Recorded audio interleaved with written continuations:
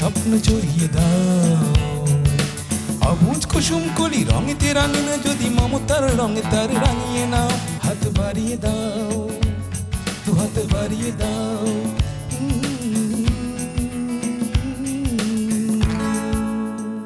সুপ্রিয় দর্শক আমন্ত্রণ জানাচ্ছি অটিজম এবং অন্যান্য প্রতিবন্ধিতা নিয়ে আরটিভি নিয়মিত আয়োজন পারজার পেন্টস হাত বাড়িয়ে দিলাম অনুষ্ঠানে আর আপনাদের সাথে আছি আমি সৈয়দা মুনিরা ইসলাম। দর্শক সঠিক সময়ে সঠিক পরিচর্যা এবং প্রশিক্ষণ পেলে আমাদের প্রতিবন্ধী শিশুরা যে বিশ্ব জয় করতে পারে তার অসংখ্য উদাহরণ ছড়িয়ে রয়েছে আমাদের চারপাশে। বিশেষ করে আন্তর্জাতিক ক্রীড়াঙ্গনে আমাদের প্রতিবন্ধী ক্রীড়াবিদদের রয়েছে ঈর্ষণীয় সাফল্য। প্রতিবন্ধিতার মতো এমন একটি সীমাবদ্ধতাকে পাশে নিয়ে এমন সফলতা অর্জন সত্যিই কঠিন, কিন্তু তারা অসম্ভবকে সম্ভব করেছে। এই সকল সফল ক্রীড়াবিদ এই অর্জনের মাধ্যমে নিজেদের সক্ষমতার জায়গা যেমন প্রমাণ করেছে, তেমনি পুরো জাতিকে করেছে গৌরবান্বিত। প্রিয় বাংলাদেশকে নিয়ে গেছে অনন্য উচ্চতায়। অভিনন্দন ও শুভেচ্ছা আমাদের সকল সফল প্রতিবন্ধী ক্রীড়াবিদদের। দর্শক, তাদের এই জার্নি কিন্তু মোটেই সহজ ছিল না। আমাদের আজকের আয়োজনে দর্শক এই সফল ক্রীড়াবিদদের একজনকে আমরা আমন্ত্রণ জানিয়েছি তার সফলতার গল্প আপনাদেরকে শোনাবো বলে। পাশাপাশি এই প্রতিবন্ধী ক্রীড়াবিদদের সামনের দিকে এগিয়ে নিয়ে যাওয়ার জন্য যে প্রতিষ্ঠানগুলো কাজ করছে তাদের মধ্যে থেকে national Paralympic committee of Bangladesh অন্যতম। এই প্রতিষ্ঠানটির বিস্তারিত কার্যক্রম আপনাদের সামনে তুলে ধরার জন্য দর্শক আর এই লক্ষ্যে আজ আমাদের স্টুডিওতে আমন্ত্রণ জানিয়েছি শর্মী মজুমদার, জাতীয় এবং আন্তর্জাতিক ব্যাডমিন্টন খেলোয়াড়, এবং doctor Maruf Ahmed Mridul, secretary general national Paralympic committee of Bangladesh. দর্শক, চলে যাচ্ছি মূল আয়োজনে। আর আজকের এই অনুষ্ঠানের শুরুতেই আপনাদের দুজনকে স্বাগত জানাচ্ছি আমাদের আজকের আয়োজনে। দর্শক, প্রথমে চলে যাব আমাদের সফল ক্রীড়াবিদ শর্মী মজুমদারের কাছে। শর্মী, কেমন আছো? ভালো আছি, আপনি কেমন আছেন? অনেক ধন্যবাদ, আমিও অনেক ভালো আছি। আর আজকে এই যে তোমাকে পেয়েছি, তোমার সফলতার গল্প আমি শুনবো, দর্শকদেরকে শোনাবো, আমার অনেক ভালো লাগছে। তোমার কেমন লাগছে আজকে? অনেক ভালো লাগছে। শর্মী, তুমি কোথা থেকে এসেছো? বাগেরহাট থেকে। শর্মী, তুমি কতদিন ধরে খেলাধুলা করছো? 21 সাল থেকে। তুমি কোন প্রতিষ্ঠানের হয়ে খেলছো শর্মী? ন্যাশনাল প্যারালিম্পিক ফেডারেশন থেকে। আচ্ছা, তোমার হাতে আমি ব্যাডমিন্টনের ব্যাট দেখতে পাচ্ছি, তাহলে তো বুঝতেই পারছি আমাদের শর্মী ব্যাডমিন্টন খেলে, তাই না? জি। তুমি এই যে ব্যাডমিন্টন খেলছো, নিয়মিত প্রশিক্ষণ তো নিতেই হয়। কোথায় প্রশিক্ষণ নাও তুমি? ফকিরহাটে। আর বর্তমানে এখন ঢাকায় করে তারপরে দুবাইতে খেলতে যাব 7 তারিখে। তাই নাকি? বাবা, সেই বাগেরহাটের ফকিরহাটে তুমি নিয়মিত প্র্যাকটিস করছো, আর ঢাকাতেও প্র্যাকটিস করছো? হ্যাঁ, ক্যাম্প করতে এসেছি। ক্যাম্প করতে হচ্ছে কেন? যেহেতু তুমি সামনে দুবাইতে খেলতে যাচ্ছ। দুবাইতে এই খেলাটা কবে অনুষ্ঠিত হবে? ডিসেম্বর মাসের 6 তারিখে ফ্লাইট, 7 তারিখ থেকে খেলা শুরু। আচ্ছা আচ্ছা, 16 তারিখ পর্যন্ত। 16 তারিখ পর্যন্ত এই খেলা চলবে, তাই না? তাহলে তো তুমি একটা আন্তর্জাতিক পর্যায়ে খেলতে যাচ্ছ। প্রিপারেশন কেমন মনে হচ্ছে তোমার কাছে? ইনশাল্লাহ এবার এশিয়ার ভিতরে আগে আসবো। আমরাও সেটাই চাই।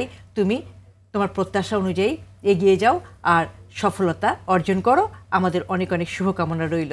ঠিক আছে। কেমন শর্মী, এই যে পথ চলাটা, এই পথ চলাটা তো সহজ ছিল না, তাই না? না না। তোমার শুরুর গল্পটা যদি শুনতে চাই। তার মানে আমার এক ভাইয়া, ওই জায়গায় আমি যে ইনডোর প্র্যাকটিস করি, ওই ভাইয়া হচ্ছে প্র্যাকটিস করে ওইখানে। ওই ভাইয়া বলিছে যে তুই যাবি খেলতে, এরকম তোর মতনও লাগবে খেলার জন্য।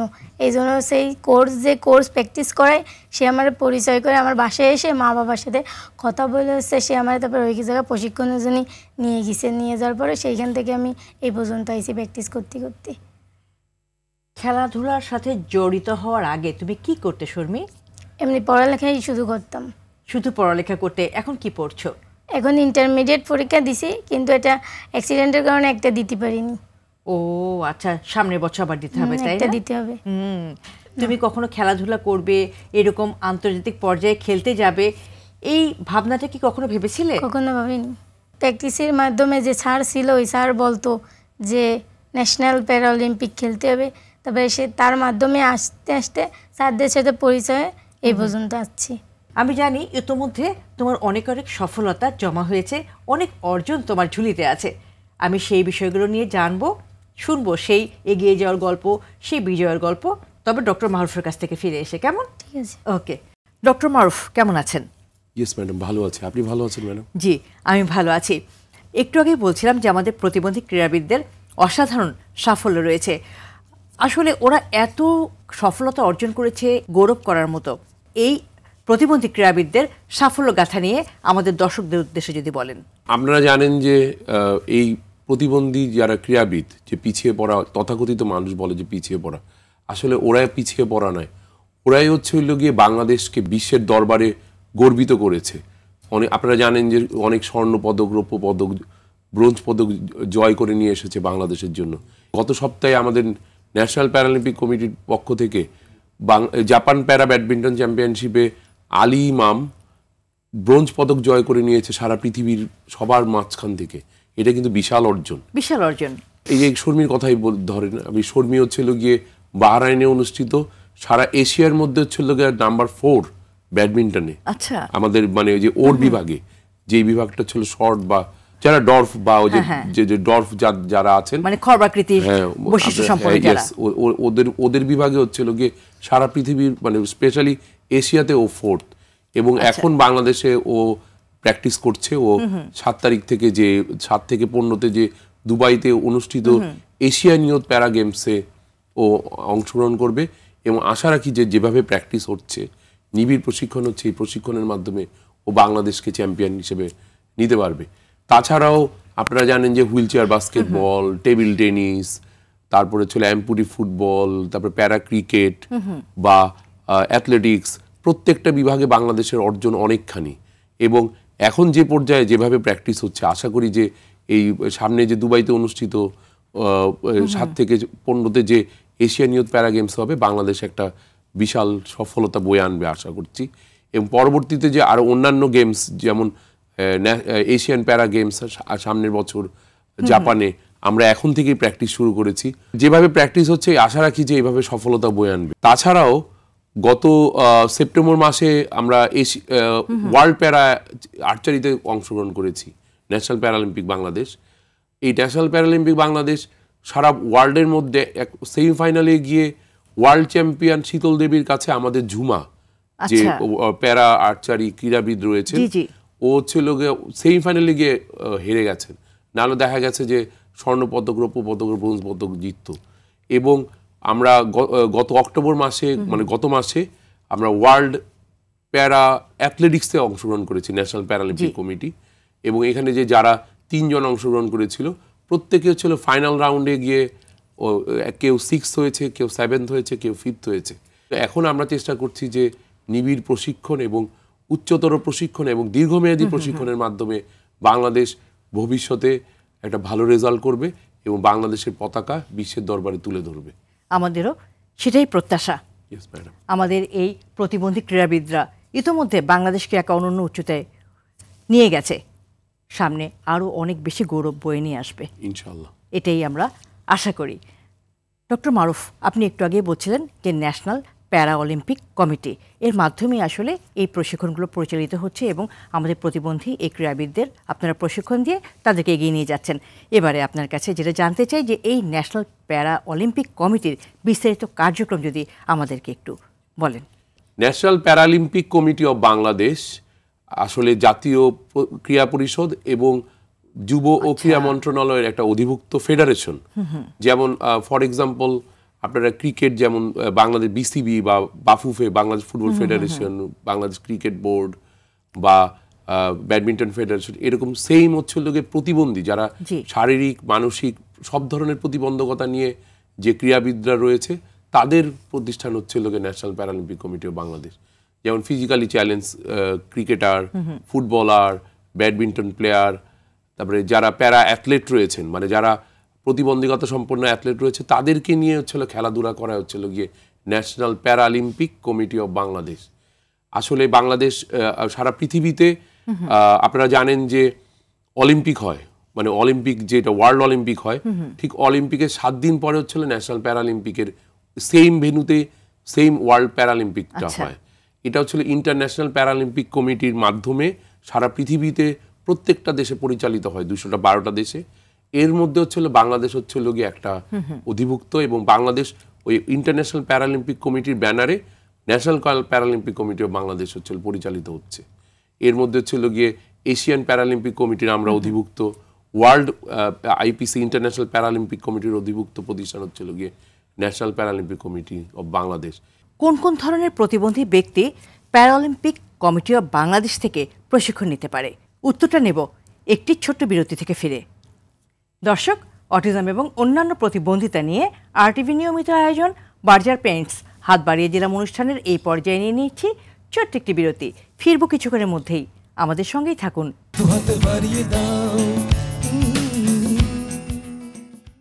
আবারও আসছে Berger luxury silk wedding lampshade.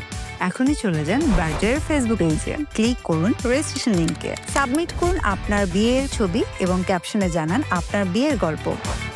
Late করলেই কিন্তু দেরি। অ্যাপ্লাই করুন এখনই, আর চলুন ঘুরে আসি মালদ্বীপে।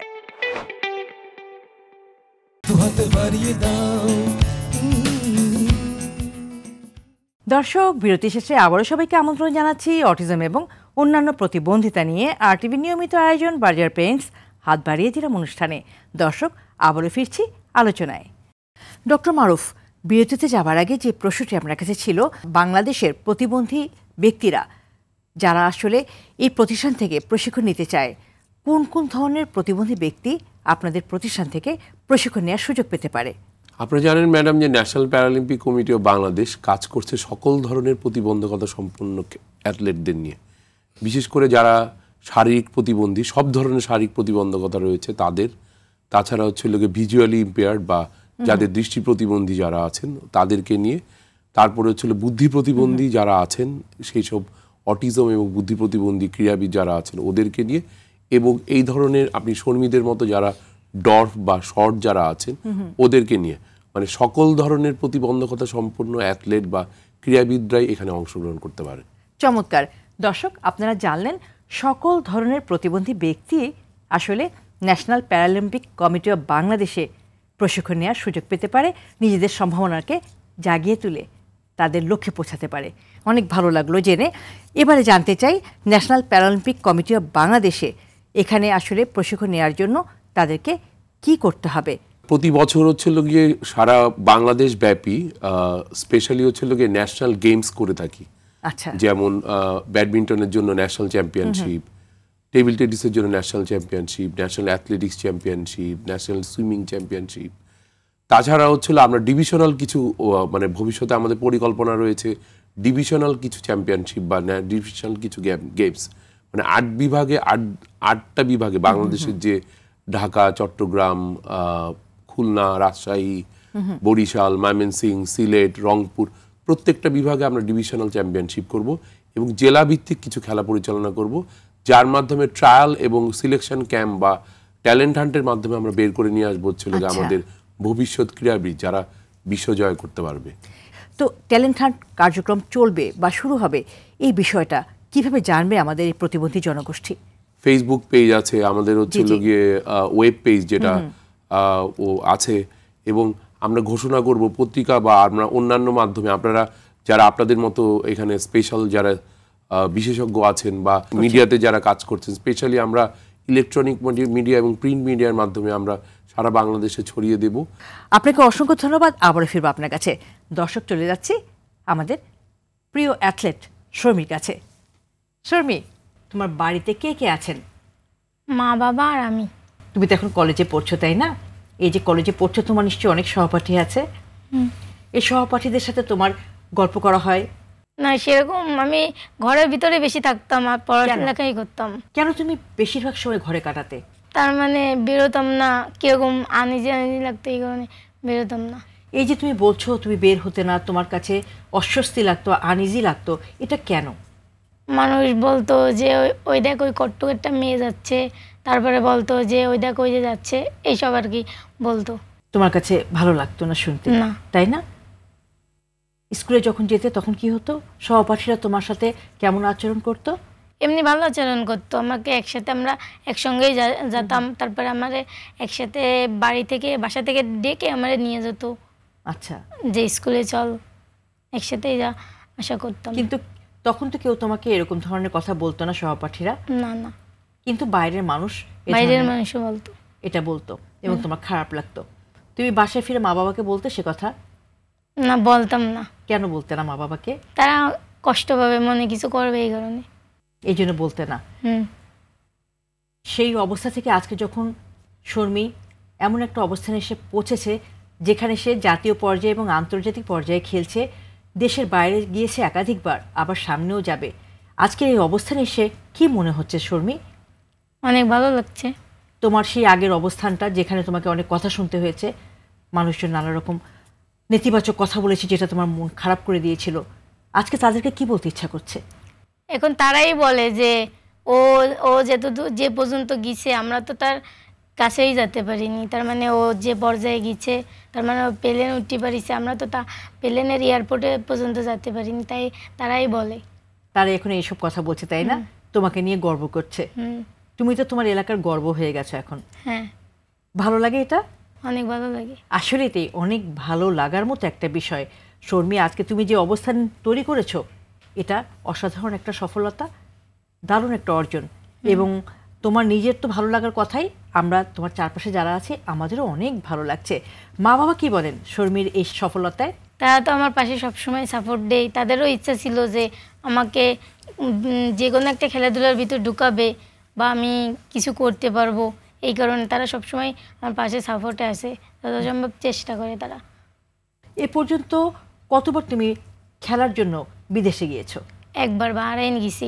সামনে তো আবার যাবে তুমি? হ্যাঁ, এই 5 তারিখে, 6 তারিখে ফ্লাইট, 7 তারিখে ওইখান থেকে খেলা শুরু। কোথায় যাচ্ছ? দুবাই। দুবাইতে যাচ্ছ, সেখানে কি টুর্নামেন্টে অংশগ্রহণ করতে যাচ্ছ? এশিয়ান ইউথ প্যারা গেমস। তাই সমাজের কাছে আসলে তোমরা কি চাও? সমাজের মানুষেরা যেন আমাদের সাথে ব্যবহার খারাপ না করে বা আমাদের দেখে কুৎসিত না হয়, আমাদেরকে দেখে নেতিবাচক আচরণ যাতে না করে। সত্যি তাই। শর্মী যে মেসেজটা এই মাত্র দিল, শর্মী যে কথাটি এই মাত্র বললো যে সমাজ যেন তাদেরকে দেখে এমন নেতিবাচক আচরণ না করে। যদি আমরা সঠিক আচরণটি করি তবেই কিন্তু আমরা সুস্থ মন মানসিকতার মানুষ হিসেবে নিজেদেরকে পরিচয় দিতে পারবো। শর্মী, আজকে তোমাকে দেখতে অনেক চমৎকার দেখাচ্ছে, কি সুন্দর করে চুল বেঁধেছো, হেয়ার স্টাইলটা আমার খুব পছন্দ হয়েছে। এত সুন্দর হেয়ার স্টাইল কে করে দিল? আমি নিজে। শর্মী লেখাপড়া করছে, পাশাপাশি ব্যাডমিন্টন খেলছে, চমৎকার, এত সুন্দর হেয়ার স্টাইলও করছে। এর বাইরে শর্মী আর কি কি করতে পারে জানতে চাই। রান্না বান্না করতে পারি, তারপরে মারে কাজে সাহায্য করে দিতে পারি। আচ্ছা, পারি না হচ্ছে শুধু ওই উপরে কাপড় মেলতে, তাই ছাড়া সবই পারি আমি। উচ্চতার কারণে শর্মী হয়তো কাপড় শুকানোর তারে কাপড় মেলতে পারে না, এরকম আমরা অনেকেই অনেক কিছু করতে পারি না। আমাদের সবারই কোনো না কোনো সীমাবদ্ধতা আছে, সেটাকে আসলে বড় করে না দেখে যদি বা শর্মীদের যে স্ট্রেংথটা আছে সেই জায়গাটাকে খুঁজে নিয়ে সাপোর্ট দেওয়া যায়, তবেই কিন্তু সঠিক সাপোর্ট দেওয়া সম্ভব হয়। ডক্টর মারুফ, বর্তমানে মানে এই সময় আসলে এই প্রতিষ্ঠান থেকে কি কি ধরনের কার্যক্রম পরিচালিত হচ্ছে? 7 থেকে 15ই ডিসেম্বর হচ্ছিল গিয়ে এশিয়ান প্যারা ইউথ গেমস, মানে এশিয়ান ইউথ প্যারা গেমস যেটা হবে দুবাইতে। এইটার জন্য আমাদের প্রশিক্ষণ চলছে। গত 9 আমরা মাসব্যাপী একটা প্রশিক্ষণ, মানে দীর্ঘমেয়াদী প্রশিক্ষণের আমরা ব্যবস্থা করেছি, এবং এই শর্মী সহ আরও প্রায় 30 জন অ্যাথলেট যারা ক্রীড়াবিদ বিভিন্ন খেলায়, স্পেশালি হচ্ছিল গিয়ে badminton, table tennis, taekwondo, athletics, প্রত্যেকটা মানে যে ডিসিপ্লিনে ওরা হচ্ছিল গিয়ে প্রশিক্ষণ নিচ্ছে বিকেএসপিতে, তারপরে হচ্ছিল ফেডারেশনগুলিতে, সুইমিং, বাংলাদেশ সুইমিং ফেডারেশনের যে সুইমিং কমপ্লেক্স মিরপুরে আছে ওখানে প্রশিক্ষণ নিচ্ছে।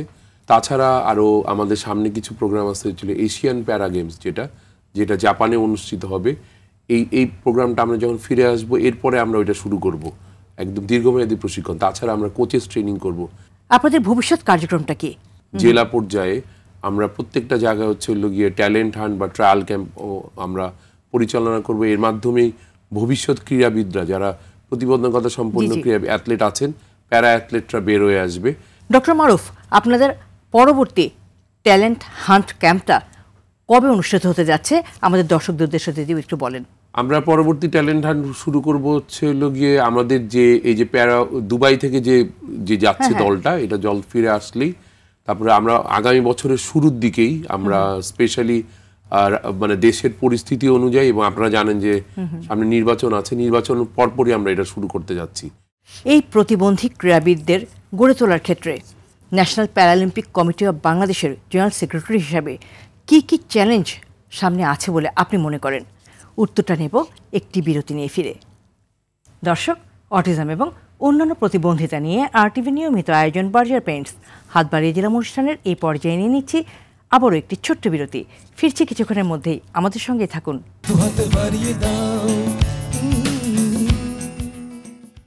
আবারও আসছে বার্জার লাক্সারিসের ওয়েডিং গ্ল্যামশুট। এখনই চলে যান বার্জারের ফেসবুক পেজে, ক্লিক করুন রেজিস্ট্রেশন লিংকে, সাবমিট করুন আপনার বিয়ের ছবি এবং ক্যাপশনে জানান আপনার বিয়ের গল্প। লেট করলেই কিন্তু দেরি। অ্যাপ্লাই করুন এখনই, আর চলুন ঘুরে আসি মালদ্বীপে।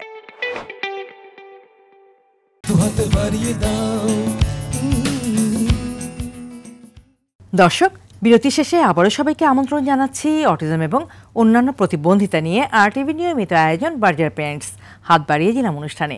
দর্শক, আবারও ফিরছি আলোচনায়। ডক্টর মারুফ, বিরতিতে যাওয়ার আগে যে প্রশ্নটি আপনার কাছে ছিল যে এই যে অ্যাথলেটদের গড়ে তোলার একটা বিষয়, এই গড়ে তোলার ক্ষেত্রে আগামীতে আপনি কি মনে করছেন, কি কি চ্যালেঞ্জ আপনার সামনে আপনি দেখতে পাচ্ছেন? চ্যালেঞ্জ হচ্ছে গিয়ে আমাদের জন্য অর্থের সংস্থান যেন উপযুক্ত বা এবং সঠিক অর্থের সংস্থান হয় এই বা প্রতিবন্ধী ক্রীড়াবিদদের জন্য। তারপরে হলো খেলার মাঠ। শহীদ ফারহান ফায়াজ একটা খেলার মাঠের একটা দিয়েছেন, কিন্তু ওখানে হচ্ছে সঠিক মানে আসলে কারা করাবেন বা কিভাবে করবেন, বা এই প্রতিবন্ধীদের জন্য যে আসলে কি কি দরকার, যেমন হুইল চেয়ারের জন্য আমি দেখি নাই যে ওইভাবে কিভাবে আসবে বা কিভাবে নামবে। র্যাম্পের ব্যবস্থা আছে মানে একটু পিছন দিয়ে, কিন্তু আমি মনে করি যে আরো সুন্দরভাবে প্রত্যেকটা সুপরিকল্পনার মাধ্যমে যদি করে সেটাই হবে হলো আমাদের এই প্রতিবন্ধী ক্রীড়াবিদদের জন্য ভালো করার সবচেয়ে মূল বিষয়।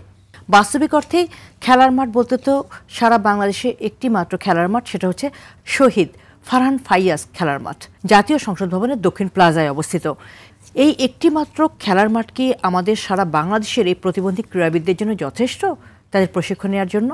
আমি মনে করি যে শহীদ ফারহান ফায়াজ যে খেলার মাঠটা রয়েছে মানে প্রতিবন্ধীদের জন্য, যেটা মানে বর্তমান সরকার ঠিক করেছেন যে ওখানে গিয়ে খেলবেন, তাছাড়াও আমি মনে করি যে প্রত্যেকটা জেলাতে উচিত হচ্ছে জাতীয় ক্রীড়া সংস্থার মাধ্যমে যে স্টেডিয়ামগুলি আছে অন্তত একটা নির্দিষ্ট সময় হচ্ছে প্রতিবন্ধীদের জন্য দেওয়ার জন্য, যে ওরা গিয়ে যেন ওই প্রশিক্ষণটা পরিচালনা করতে পারে।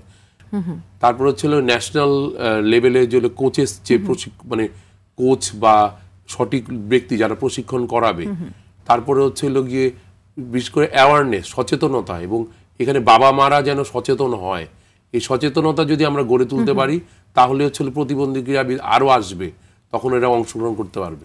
সবচেয়ে বড় কথা হচ্ছে গিয়ে আমাদের উচিত হচ্ছে গিয়ে বাবা মা বা পরিবারের সচেতনতা, যদি মানে লুকিয়ে না রেখে বা ক্রিটিসাইজ না করে সমাজকে দেখানোর জন্য অন্তত প্রতিবন্ধী ক্রীড়াবিদরা যে পারে, মানে তারাও যে আসলে পারে, এবং তারাও যে একমাত্র তারাই যে দেশের বাইরে গিয়ে আন্তর্জাতিক পর্যায়ে অর্জন করে নিয়ে আসছে, এটার জন্য হলো প্রত্যেকটা বাবা মায়ের উচিত হচ্ছে গিয়ে তাদের ছেলে মেয়েদের খেলাধুলার সাথে সম্পৃক্ত করা। সেক্ষেত্রে কিন্তু national Paralympic committee of Bangladesh তাদেরও একটা দায়িত্বের জায়গা রয়ে যায়। সেখান থেকে আসলে আপনারা কি কার্যক্রম গ্রহণ করেছেন?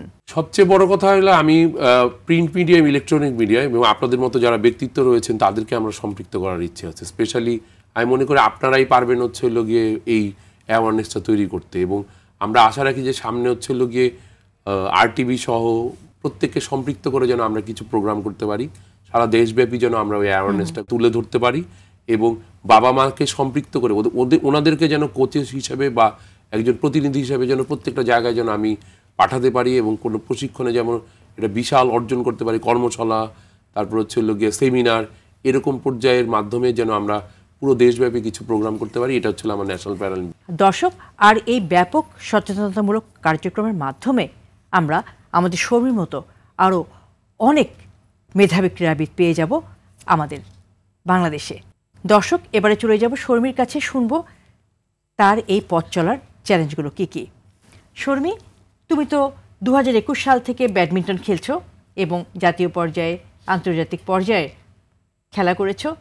তোমার এই পথ চলায় খেলাধুলার ক্ষেত্রে আসলে কি কি চ্যালেঞ্জ তুমি দেখতে পাচ্ছ, কি কি প্রতিবন্ধকতা বা বাধা তোমার এগিয়ে যাওয়ার ক্ষেত্রে সমস্যা করছে বলে তোমার কাছে মনে হচ্ছে? কিছু করতে হলে টাকার প্রয়োজন, অবশ্যই। বাবা মা তো পেরে ওঠে না। তো বাবা কি করেন? মেলায় দোকান দেই আর কি। মানে সবসময় কাজ করেন না, মেলা হলে পরে দোকান দেন? কিসের দোকান দেন তিনি? ধর্মীয় উৎসবে যেসব মালামাল, কাঁসা থেকে শুরু করে আচ্ছা বই পর্যন্ত সেইগুলার। আচ্ছা। দীর্ঘমেয়াদী প্রশিক্ষণ দরকার, সেই সুযোগ আমরা পাই না। আমার যেসব টাকার প্রয়োজন প্রশিক্ষণের জন্য সেই টাকা আমি পাই না। তারপরে এই কিছুদিন হচ্ছে এই ঢাকায় আসার পরে পাচ্ছি। তারপরে যেখানে প্র্যাকটিস করি বাগেরহাট থেকে ফকিরহাট প্রশিক্ষণের জন্য যাতায়াত যে ভাড়া, ওই ভাড়াও পাই না। কি উদ্যোগ গ্রহণ করলে তোমাদের মতো যে প্রতিবন্ধী ক্রীড়াবিদরা আছে তাদের এগিয়ে যাওয়াটা সহজ হয়? তুমি কি মনে করো একজন ক্রীড়াবিদ হিসাবে? আমাদের প্যারালিম্পিক স্যাররা যদি আমাদের পাশে থাকে, সাহায্য করে, তারপরে সরকার যদি সাহায্য করে, তাহলে আমরা কিছু দূর এগিয়ে যেতে পারবো তাদের মাধ্যমে। খেলাধুলার ক্ষেত্রে যে প্রয়োজন তাই যদি তারা মেটায়, তারপর পড়াশোনার ক্ষেত্রে যেগুলো প্রয়োজন তাই যদি তারা মেটায়, তাহলে সব কিছু করাই সম্ভব। আর যদি সরকার একটা স্কলারশিপ দেয় আমাদেরকে। পারিবারিক সচ্ছলতা সবার থাকে না। আমাদের শর্মীর নেই, যেটা শর্মী বলেছে, শর্মীর মতো আরও অনেক অ্যাথলেট আছে, ক্রীড়াবিদ আছে, তাদেরও নেই। সেক্ষেত্রে তাদের এগিয়ে যাওয়া কি আটকে যাবে? কখনোই না। প্রয়োজন হচ্ছে সঠিক পৃষ্ঠপোষকতার, সরকারি এবং বেসরকারি উদ্যোগের। সঠিক পৃষ্ঠপোষকতা পেলে আমাদের শর্মী এবং শর্মীর মতো যে ক্রীড়াবিদরা ইতোমধ্যে সুনাম কুড়িয়ে নিয়ে এসেছে বাংলাদেশের জন্য, তারা আরও ভালো খেলবে এবং আরও অনেক বেশি সুনাম কুড়িয়ে নিয়ে আসবে, বাংলাদেশকে আরও অনন্য উচ্চতায় পৌঁছে দিতে পারবে। সেক্ষেত্রে অবশ্যই সংশ্লিষ্ট কর্তৃপক্ষ, মন্ত্রণালয় এবং সরকারের সঠিক সিদ্ধান্ত একান্ত আবশ্যক। সুদৃষ্টি কামনা করছি সংশ্লিষ্ট সকলের। শর্মী, জি, এবারে বলো, ভবিষ্যতে তুমি নিজেকে কোথায় দেখতে চাও? আমি এশিয়ার ভিতরে 4-এ ছিলাম। এশিয়ার এবার আপনার 5-এ খেলতে যাব। 6-7 তারিখ থেকে খেলা শুরু। আর হচ্ছে এশিয়ায় যেন ইনশাল্লাহ 1-এ আসতে পারি। আমি চ্যাম্পিয়ন হতে চাই, এটা সরকারি চাকরি করতে চাই। আর আমি যেন প্রশিক্ষণ দিতে পারি আমাদের অন্য খেলোয়াড় যারা আছেন তাদের, তোমার মতো যে খেলোয়াড় আমার আছেন মতন যারা আছে তাদের যেন প্রশিক্ষণ দিতে পারি আমি। তার মানে তুমি একজন প্রশিক্ষকও হতে চাও? হ্যাঁ, আমরাও চাই শর্মী যে স্বপ্ন সে দেখেছে তার ভবিষ্যৎ নিয়ে, সে স্বপ্ন ছুক। এবং এটা সম্ভব তখনই যখন আমরা সবাই শর্মীকে সাপোর্ট করব, শর্মীকে সহযোগিতা করব এবং শর্মীর দিকে আমাদের সহমর্মিতার হাতটি বাড়িয়ে দেব। মা বাবা কোথায় দেখতে চান শর্মীকে ভবিষ্যতে? যে আমি খেলাধুলার দিকে এগিয়ে যাই, তারপরে হচ্ছে এশিয়ার 1 নম্বরে আসতে পারি, তারপরে একটা চাকরি করতে পারি। তাহলে মা বাবা খুশি, তাই না? মা বাবার স্বপ্ন পূরণ করতে পারবে তো শর্মী? ইনশাল্লাহ। সেই চেষ্টা চলছে। কত ঘন্টা করে প্র্যাকটিস করো তুমি? সকালে যাইতাম আর হচ্ছে 12টায় বাসায় ফিরতাম। তারপরে হচ্ছে রেস্ট নিয়ে খাওয়া দাওয়া করে তারপরে হচ্ছে আবারও প্র্যাকটিসে চলে যেতাম। সেইখানতে আস্তে আস্তে সন্ধ্যা হয়ে যেত। এটা কি ফকিরহাটের কথা বলছো তুমি? ফকিরহাট। আর ঢাকাতে? ঢাকায় হচ্ছে সকালে আর বিকালে 2 বেলা প্র্যাকটিস হয়, তাই না?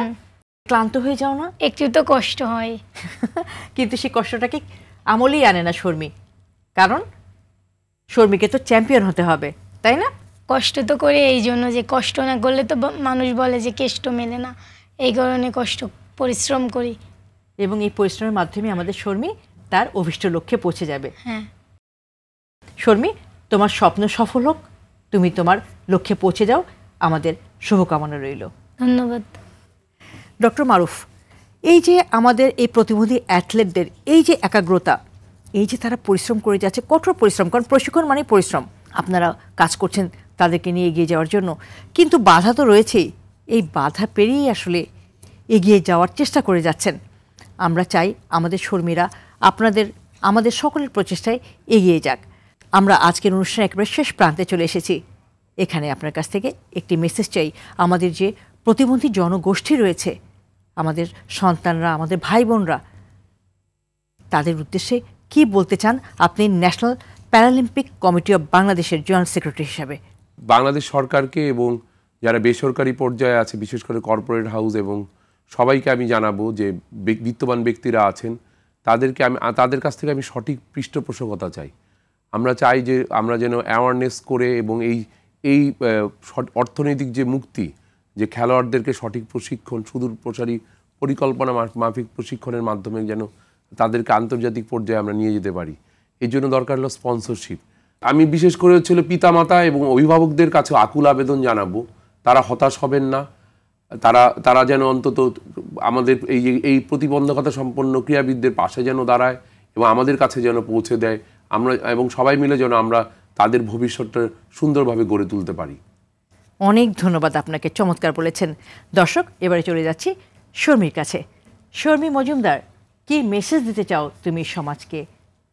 আমাদেরকে অবহেলা করবেন না, আমাদেরকে ভালোবাসুন, আমাদের প্রতি নেতিবাচক আচরণ করবেন না, আমাদেরকে সহযোগিতা করুন, আমরা বাংলাদেশের জন্য সুনাম গড়িয়ে নিয়ে আসবো। অনেক ধন্যবাদ শর্মি তোমাকে। দর্শক, প্রতিটি শিশু অমিত সম্ভাবনা নিয়ে পৃথিবীতে আসে। সে নিউরোটিপিক্যাল শিশুই হোক আর আমাদের নিউরোডাইভার্জেন্ট বা প্রতিবন্ধী শিশুই হোক, প্রয়োজন শুধু তাদের এই পোটেনশিয়ালিটি বা সক্ষমতার জায়গাটা খুঁজে বের করা এবং সঠিক সময়ে সঠিক সাপোর্ট দেয়া, সঠিক পরিচর্যা এবং প্রশিক্ষণই পারে আমাদের শর্মির মতো এরকম একজন সফল ক্রীড়াবিদ তৈরি করতে। তাই হতাশ হওয়া নয়, ভেঙে পড়াও নয়, আমরা আমাদের এই বিশেষ চাহিদা সম্পন্ন সন্তানদের সক্ষমতার জায়গাটি খুঁজে নিয়ে আমরা যথাযথ সাপোর্ট দেব এবং তাদের এই প্রতিভার বিকাশ ঘটিয়ে একজন শর্মি মজুমদার তৈরি করব। আর এই জন্য প্রয়োজন আমার, আপনার, আমাদের সকলের সহমর্মিতপূর্ণ সহযোগিতা। আমাদের সকলের সম্মিলিত প্রয়াসে আমরা আমাদের শর্মীদেরকে এগিয়ে নিয়ে যাব, অনেক দূর বাংলাদেশের সম্পদে পরিণত করব। এই প্রত্যাশায় আজকের মতো এখানেই শেষ করছি। অটিজম এবং অন্যান্য প্রতিবন্ধিতা নিয়ে RTV নিয়মিত আয়োজন বার্জার পেইন্টস হাত বাড়িয়ে দিলাম অনুষ্ঠান। দেখা হবে আগামী পর্বে। সেই পর্যন্ত সবাই ভালো থাকুন, সুস্থ থাকুন, RTVর সঙ্গেই থাকুন। স্বপ্ন জড়িয়ে দাও অবুঝ কুসুম কলি রঙেতে রাঙিয়ে, যদি মমতার রঙে তার রাঙিয়ে নাও, হাত বাড়িয়ে দাও, দু হাত বাড়িয়ে দাও।